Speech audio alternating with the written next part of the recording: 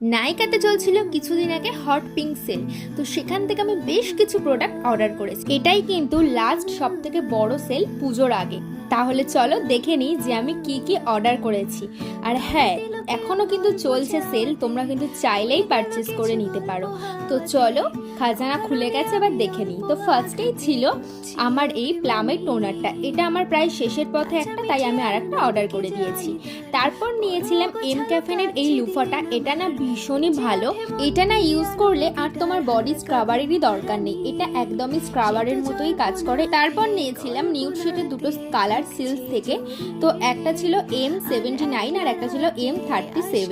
তো তারপরে ছিল এই হেয়ার মাস্কটা। আমি কিন্তু লাভ বিউটি প্ল্যান্টের শ্যাম্পু এবং কন্ডিশনারটা ইউজ করি।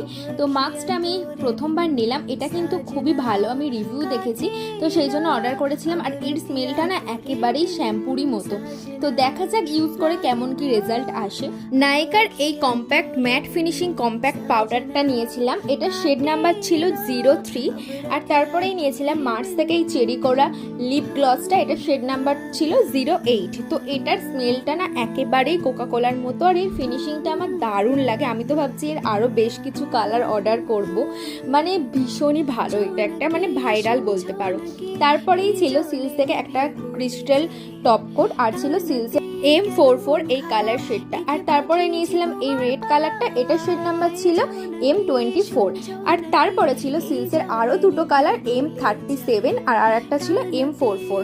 সিলস থেকে ছিল এই গ্লিটারি পলিশটা, জেল পলিশ, তো এটা শেড নাম্বার ছিল 303। আর এটার গ্লেজটা তো দেখতেই পাচ্ছ, কিছু আর বলার নেই। আর তারপরে ছিল সিলসের এই 5টা ফাইলার।